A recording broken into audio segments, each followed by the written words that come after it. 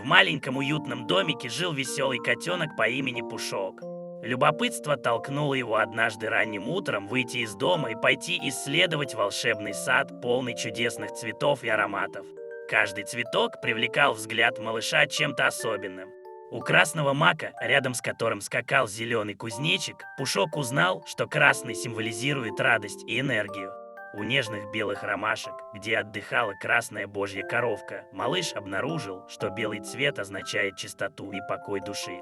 Ароматная сирень раскрыла секрет фиолетового цвета, она учит нас вдохновению и мудрости.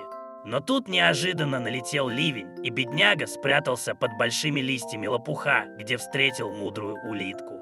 Улитка рассказала малышу много интересного про синий цвет васильков и золотистую магию одуванчиков. Пока шел дождь, Пушок внимательно слушал ее рассказы и размышлял о том, какое значение имеет каждая деталь прекрасного сада. После дождя сад преобразился, яркие солнечные лучи заставляли блестеть капельки росы на листьях, а радуга распустила крылья над цветами.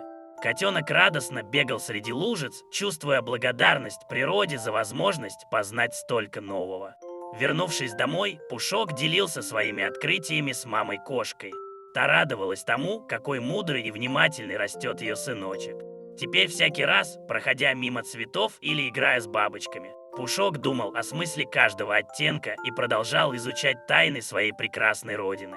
И постепенно сам сад откликался теплом и красотой на доброту малыша.